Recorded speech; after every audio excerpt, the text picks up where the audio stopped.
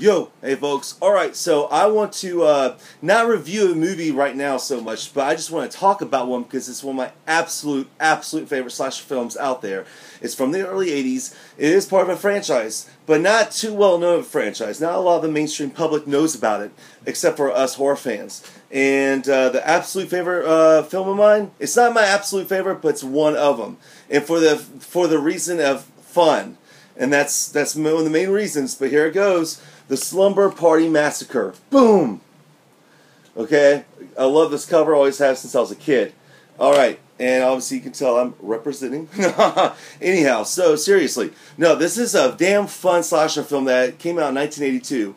It was made by women. It was written by a lesbian author named Rita Mae Brown. It was directed by a very independent woman named Amy Jones. And together under the guise of Roger Corman, they made this film, and it turned out to be a damn fun, good one at that. You know, it's really cool because during a time when, especially in the early 80s, when slasher films were all regarded as misogynistic toward women, this flipped it on its fucking head because it's women making it now, and they pretty much make the women resourceful, independent, and kick-ass, whereas the guys are wimpy, a bit femme, maybe even a bit dorky. So she kind of flipped the coin on this one with the girls in this film.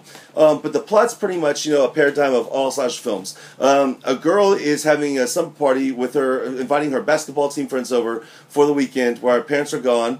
And the next door neighbor is a new girl at the school named Valerie that gets snubbed by one of the girls at the slumber party, so she doesn't join. She stays at home across the street taking care of her little sister Courtney, who's also kind of a bratty character, but I love Courtney. So anyway, so yeah, and while this is going on, there's an escaped asylum mental patient, that escaped from the asylum, and he's on the prowl for some new bodies to carve into. And what is the tool of choice he decides to carve those bodies with? None other than the very phallic symbol of the fucking drill bit. It's a long drill he carries around with him. And so, due to that, it has a lot of symbolism going for it. Obviously, he works it as his penis, his dick.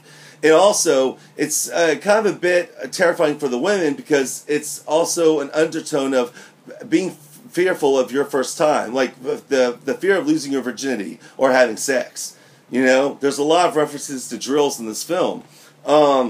Anyway, but yeah, that's pretty much the plot, and pretty much it comes to a head when all the girls have to band together, out of the ones that are still alive, that is, to fight back and get him. Which, you know what, Valerie comes in and saves the fucking day, more so not because of the girls, but to protect her little sister Courtney. But she does step in and kick some ass at Trish's house to save them. Which is a pretty cool scene near a pool, because she finds a big long machete, these guys drill, and while they're sitting there kind of, working on each other, she cuts the fucking drill bit in half, pretty much demasculinizing Russ Thorne, the killer. So that I thought was a pretty cool touch to it. It's pretty obvious. Anyhow, but the movie's fun. Like, you got some fun-ass characters in this movie. You got some fun little banter dialogue going on. You also got some great body count and kills. Like I said, the killer uses a meat cleaver, butcher's knife, and of course his phallic drill as his means to carve up bodies. And like I said, the body count does not disappoint in this whatsoever. Also, you get a lot of TNA, a lot of tits and ass for you guys out there. But yeah, this film is just nothing but F-U-N, fun. And like I said, it's got some cool chase scenes. It's got some good old TNA, and it's got some good gore in it. It's not an overly gory film, but there's some damn blood in it, no joke. Also, it also takes place in the beginning on a campus.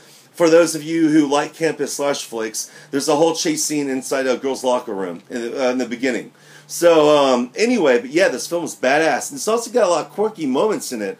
Everything ranging from when a pizza guy shows up, and he's through the door, and they ask how much it is through the door, you hear a whisper say, 6, so far.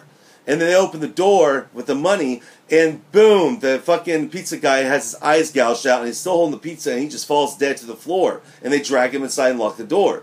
And then later, with that same dead pizza guy with the pizza box on top of his dead body, the girls are kind of sitting there with knives protecting themselves, waiting for anything to happen.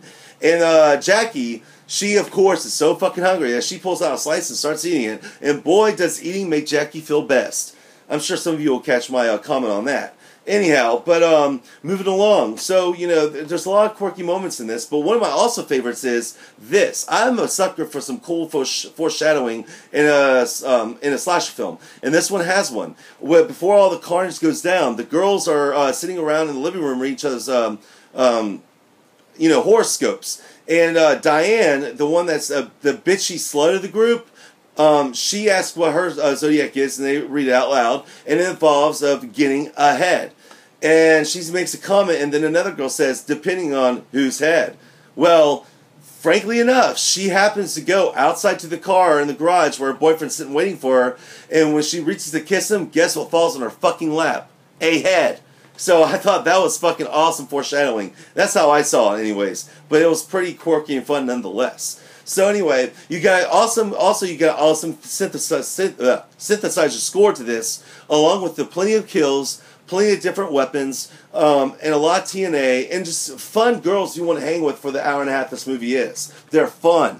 So anyway, with further ado, this movie fucking rocks. I absolutely love it. So definitely, if you get your hands on it, or find it on Netflix, or Amazon Prime or something, definitely check it out. It'll be damn worth every putrid penny. All right, I'm out. Peace.